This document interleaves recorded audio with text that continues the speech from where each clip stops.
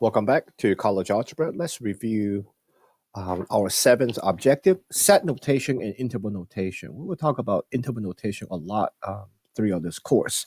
So what is a solution set? A solution set is simply means it's a set of all solutions. So view solution set, view the word set is like a basket where I can put my answers in. So for example, if I have an inequality that says x is greater than 8, it means we'll be looking for all the numbers that are greater than 8. So just come think of it, there's a lot of numbers that are greater than 8. So the solution set, or we call them the set builder notation, will be written as using the word brace, using a simple brace means the word set. It means the set of all x's such that the slash means such that x are greater than 8, which actually involved with a lot of answers. Okay, for x greater than 8, there's a lot of answers that are greater than 8. So it's just a big old. So the word set simply means it's a big old basket. So a solution set is simply a big old basket where I can put all my answers in. All right. So quickly, for example, if I want to write x equal to 8 in the set notation, well, x equal to 8 is only one answer. The answer is just going to be 8. So we will put our number 8 inside the set notation. So this basket or this set contains my only answer 8. We can simply just write it like that. Now, interval notation can actually be used to describing the solutions that are within that lies within certain interval using inequalities, just like the x greater than 8. Since I have a lot of answers that are greater than 8, I can actually simply describe them using the interval notation. And when we get to other video talking about domain and range and functions, we will also use the interval notation. All right. So real quick, couple notes. Always read the inequality from the variable. What I mean is, I can say,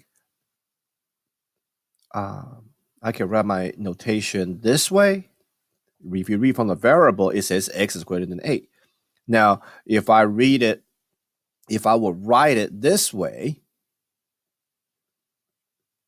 okay, but when you read from the variable again, this is also going to say x is greater than 8. Okay, so it does not matter where the x is on the left side or the right side. As long as you read from the variable, you will always say the same thing in either direction. All right, so that's what I meant by reading the inequality from the variable. We will always write an interval notation from the left to the right of the number line that we graph. So I will show you how to graph here in a minute. Always use brackets for less than equal to or greater than equal to. Use parentheses for greater than, less than, or the infinity signs. So express x greater than 8 as interval notations. So the first thing I'm going to do is draw a number line. And on my number line, let's say 0 is here. A is here. Looking for numbers that are greater than 8. Numbers that are greater than 8 should be to the right side of 8.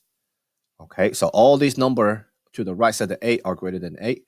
How right does my answer go? It got to go to infinity. There are infinite numbers that are greater than 8. Since my inequality does not contain an equal sign, that means I will use a parenthesis. That means I do not include 8 as one of my answers. So the 8 is being viewed as like a reference point. Okay. Got to think about 8.000001 is actually bigger than 8. So since I have infinite number of decimals between any two numbers, I can still use the number 8 as a reference point. By simply using a parenthesis, it tells the reader that I do not include the 8 as part of my answer. So once you can, if you can draw it out, then your interval notation is basically how you draw it out. So my interval notation got to be from 8. My answers are from 8 using a parenthesis. Comma means the word to. My answers are from 8 all the way to infinity, but not including 8. That's why I use a parenthesis here. Now let's do it backwards. Okay. express x is less than equal to 8. So once again, if I got 0 right here, 8 is right here. Looking for numbers that are less than equal to 8, that will be numbers to the left side of 8. How left does my answer go? It got to be going to negative infinity. All right. Based on the inequality, there's an equal to, so I will use bracket. So up here, when I say read the interval notation from left to the right of the number line, that means we always have to write the smaller number on the left side, bigger number on the right. So my interval notation here got to be coming from negative infinity, which is smaller number, all the way to 8 using brackets. All right, so think about this, okay? Numbers that are smaller than or equal to 8 is always to the left side of 8. But when I'm describing the interval notation, I'm always have to write the small number at the beginning. So it has to be from, my answer's got to be from small, negative infinity, all the way up to 8. So that means everything to the right side of 8 is actually going to be incorrect inequality or incorrect numbers in my inequality. All right. So a lot of students make this common mistake. They will say from 8 comma to negative infinity. Okay, that would be incorrect because you are putting a bigger number first, a smaller number on the right. We read number line from left to right for the simple fact that we always read from small to large. Okay, that's the way how we actually read the number line.